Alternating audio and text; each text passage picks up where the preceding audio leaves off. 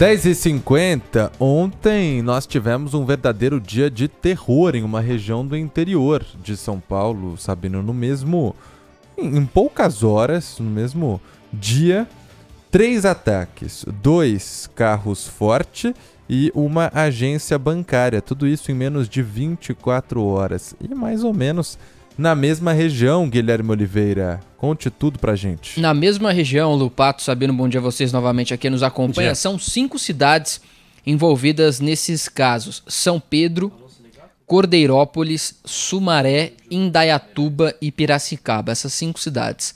Na madrugada de segunda, uma agência bancária foi atacada em São Pedro. Criminosos fortemente armados, coletes balísticos, armas de alto calibre, explosivos, atacaram essa agência bancária, conseguiram escapar, a polícia foi acionada, houve troca de tiros, mas nessa ocasião ninguém foi preso, eles conseguiram escapar, a polícia não informou também se esses criminosos conseguiram levar alguma quantia dessa agência bancária. Isso por volta das 3h30 da manhã. Já por volta de 6 da tarde, em Cordeirópolis, um comboio com 2 carros fortes também foi atacado pelos mesmos criminosos, de acordo com a polícia. Os mesmos veículos utilizados em São Pedro foram utilizados para esse ataque a 2 carros fortes. Para quem está acompanhando a nossa live, youtube.com/Rádio Bandeirantes Oficial, Daniel Mesquita está colocando imagens desse ataque a 2 carros fortes. Nessa ocasião também os bandidos conseguiram escapar,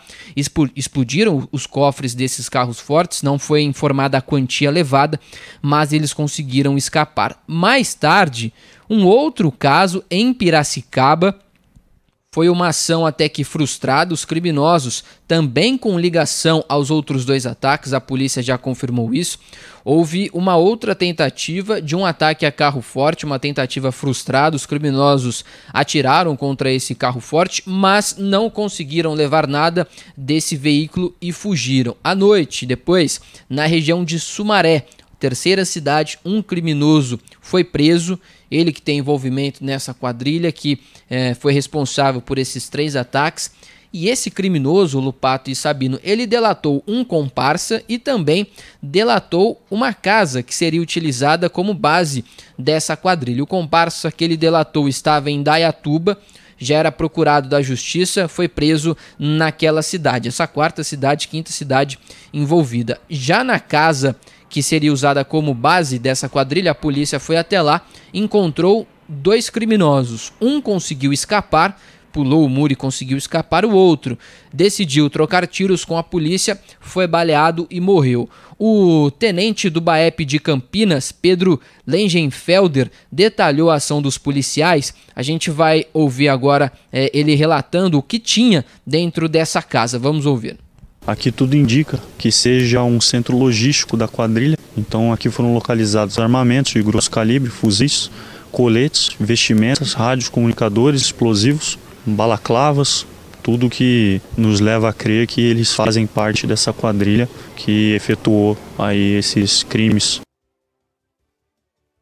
Bom, a Polícia Civil de São Paulo vai realizar uma coletiva de imprensa na região de Piracicaba, meio-dia, mas já adiantou algumas informações durante a madrugada de hoje. Lembrando que todos esses 3 ataques foram ontem, desde a madrugada de segunda, mas na madrugada de hoje, mais 2 suspeitos de envolvimento nesses ataques foram presos.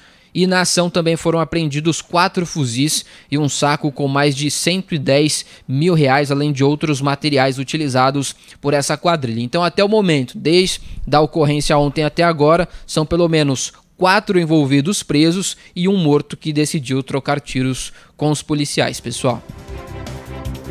Olha, é mais um fato que a gente noticia hoje, obviamente envolvendo o crime organizado, numa estrutura... pela própria ação, já se pode chamar isso de crime organizado, né? Nenhuma ação como essa acontece sem planejamento, sem armamento pesado, sem homens, né, bandidos, que tenham de alguma forma essa habilidade e essa coragem para fazer uma ação dessa. É inacreditável e demanda uma ação tão forte como o litoral paulista teve, exatamente para se evitar que aconteçam outros casos em cidades pequenas. Normalmente não tem tanta polícia assim, é por isso que o crime organizado age lá. vai precisar de uma posição dura aí do secretário Guilherme Derrite, do governador Tarcísio de Freitas. Aliás, se eu fosse o secretário Guilherme Derrite, pegava o helicóptero, as cidades não são tão longe assim, pegava o helicóptero hoje e ia até essas localidades para entender o que está acontecendo e como é que estão as investigações.